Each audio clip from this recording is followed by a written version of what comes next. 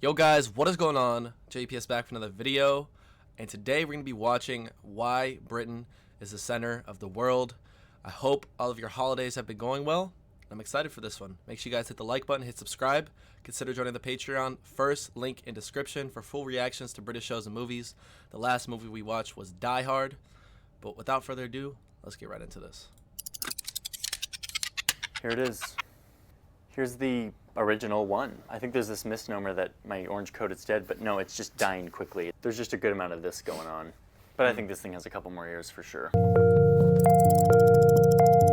So, this is my desk. I sit here all day and I work and I look at this map whenever I'm daydreaming. I just look at this map. I bought this map off eBay and it was in like an elementary school and now it's in my office. I notice something every time I look at it that kind of irks me. That something is this.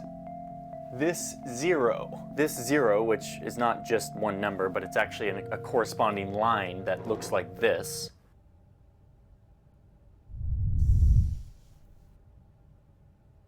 Oh, okay.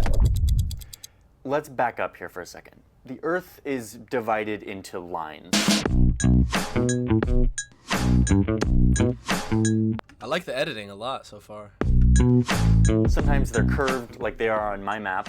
And whether or not they're curved or straight has to do with this concept of projection, which I'm not going to talk about here. I've talked about plenty using a knife and a globe back in an old Vox video that I made. But just know that the Earth is divided up into lines, latitude and longitude lines, ones that go up and down and ones that go from side to side. All of these lines in the grid have a number associated with them. So for the up and down lines, there's a 0 point, and then anywhere to the right of that or east of that starts to go up from 0 to 180 with a little E next to it for east of the 0 line.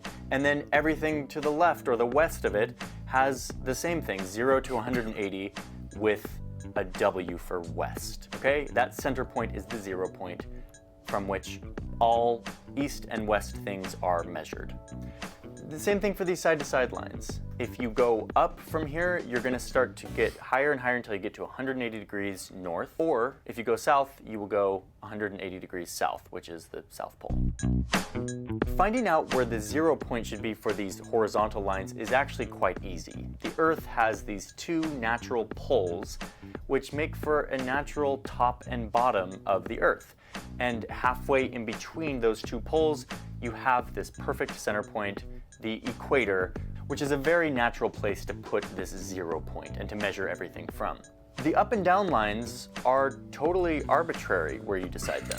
Like, who's to say that like it couldn't be right here in Russia and this could be 0 and everything could go west and east from here?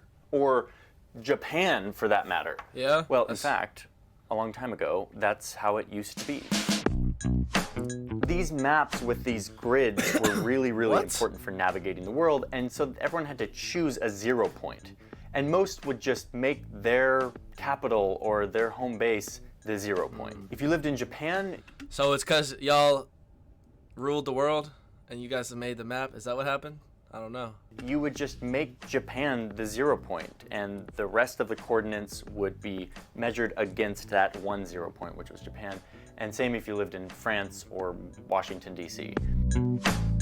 This was fine because back then countries kind of just fought wars and competed with each other. They weren't really collaborating or aligning or trading as much as they do today. And so everyone could just have their own maps centered around their place, and they did just fine. But then, around the 1800s, a few things started to happen that completely changed everything. First, countries and empires, instead of just competing and fighting with each other, started to actually say, like, we should align with each other and trade and be friends because that's better for everyone. Pair this with the fact that map making and sea navigation was becoming like a big industry. It was no longer just the king ordering maps to be made for their like expeditions, but now it was like private businesses going out and doing things that private businesses do. And so there was now like a demand for good seafaring maps. In short, map making was trending. Seems like a pretty good time to be alive. Okay, and there was one more thing that was happening around this time that was super important, which is this. Trains. Trains everywhere. Trains were just like popping up everywhere. And trains were also trending. People were now able to travel like across the country, not just like on their horses, but on this whole system of trains where you could buy a ticket, get on a train, and end up somewhere hundreds of miles away. And you know what trains run on, besides coal, is time.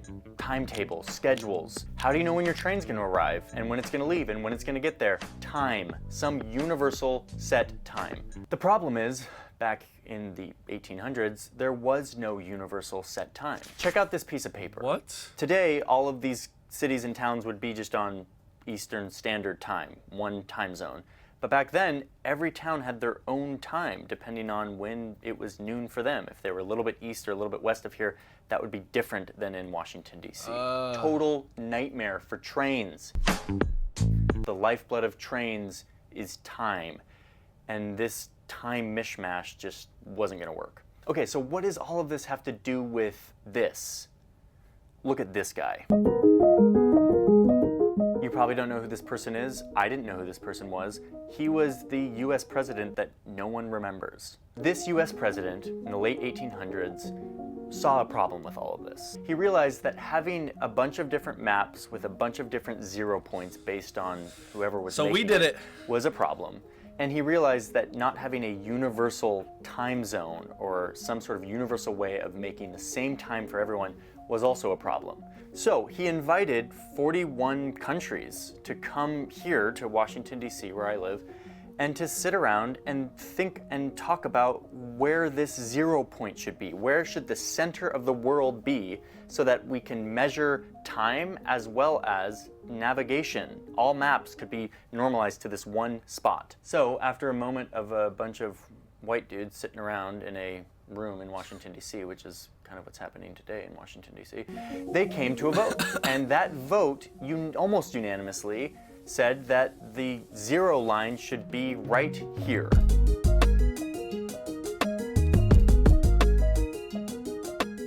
This line, if you zoom in, goes right through London, England. It actually goes through a little outskirts town called Greenwich. Greenwich is the home of the Royal Observatory of the British Empire. This would be the place where the prime meridian, or the 0 point for the entire world, east and west, would start. Every country at the conference agreed that— You're welcome, guys. We gave it to you. No, there was no countries. The United States just said, we could do it, but let's give it to the Brits, you know. They deserve something. For the entire world, east and west, would start. Every country at the conference agreed that this should be the case, except for the Dominican Republic, at that time called Santo Domingo.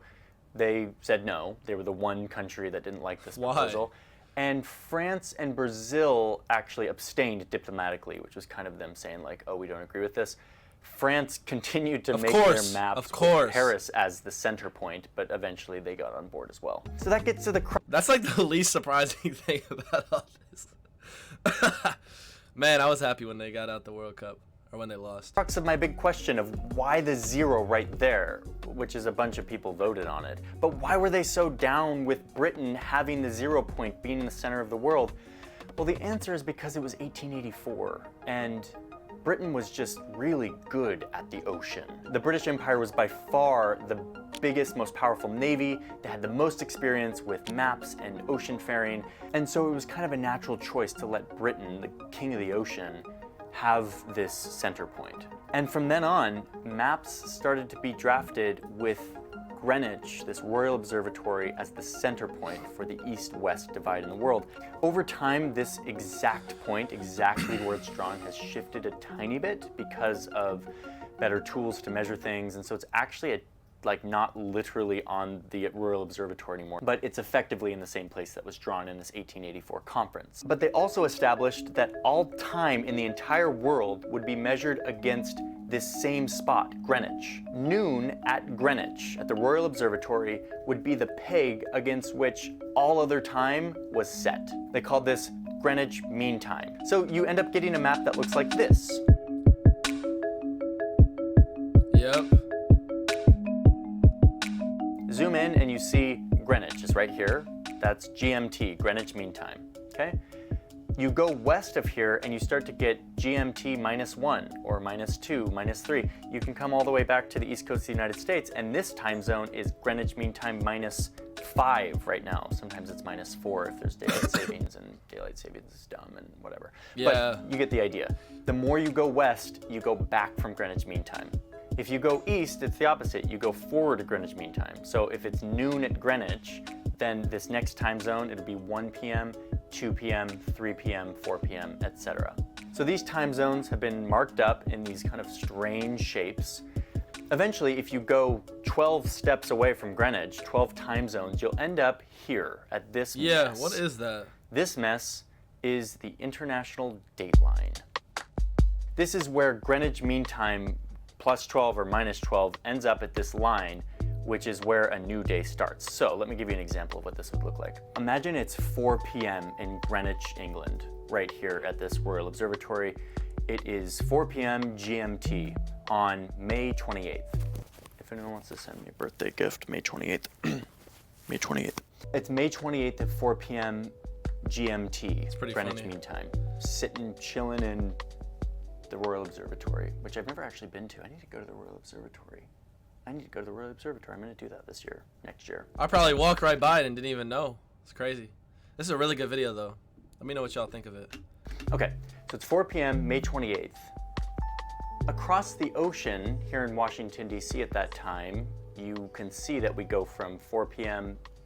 -5, so 11 a.m. Okay, so it's 11 a.m. here in Washington, D.C. at that exact time on May 28th. Head across the United States to the west coast of the United States to Seattle or Portland, and right there it's 3 hours earlier than it is here. You're now at 8 a.m. So it's 8 a.m. here, it's still 4 p.m. in Greenwich. It's still 4 p.m. in London. Now you head into the Pacific Ocean, keep going west until you get to French Polynesia, at which time it's 5 in the morning.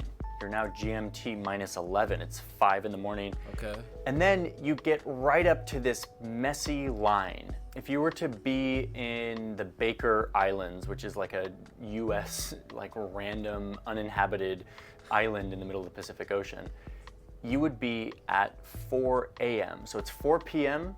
over in Greenwich, it's 4 a.m. on this random island in the Pacific. So then cross this messy looking line, it's still 4 a.m., but now it's the next day. It's May 29th at 4 a.m. Here in Fiji, at the same time, 4 p.m. at Greenwich, it's now 4 a.m. the next day, May 29th. So we went from being 12 hours behind Greenwich to being 12 hours in front of Greenwich just by going over this international date line. Bro. You could do this exact same thing going the other way. Start heading east and you see that it's 5 p.m. and 6 p.m. and 7 p.m. Head all the way over into Asia, and now you're getting closer to seeing how that 4 a.m. happens when you get over to Fiji. Now the caveat to all of this is, of course, is that some of these countries switch by an hour for like daylight savings type things and whatever, but ignore that. Imagine there wasn't daylight savings. Right now, in this moment where daylight savings is at least ended in the United States, this holds across the whole world. Someday I'll make a video about this whole messy debacle. Yeah. But the point of all of this is to say that because of this conference in 1884 to reconcile train timetables and to make maps more uniform, we now have this navigation and time system that rules our whole world, and Britain is just sitting at the center of it, of course. The British Empire may have fallen, and the world has moved on from Britain being the center of the world in a lot of ways, but it's still technically the center of the world in a lot of ways. I'm gonna put some links in the description for some of these cool tools that kind of help visualize time zones if you're interested in that sort of thing. But yeah, my question has been answered. I actually didn't know the answer to this question, and I went on a deep dive, and now I know. So now I'll sit at my desk and I will know the answer to why it's 0, and I think that was worth it. So thanks. Big thank you to Skillshare for sponsoring this. Yo, I like this guy, bro. He's a good YouTuber. Let me know what y'all think of him. But what I thought was the case is partially true. I thought a lot of it stemmed from the fact that Britain ruled the world and the British Empire and things like that. Yeah, that's part of the reason why Britain is the center of the world. It's crazy though. GMT, I never knew what that meant. So now I'm not gonna be able to look at that the same. Every time I see like the little time zone thing, I'm gonna be like, oh, I'm gonna think of Britain. So really interesting video. Glad we took a look at that. Let me know what you guys thought of it. Make sure you guys hit the like button, hit subscribe. And with that being said, guys, I will catch you all in the next one. Peace.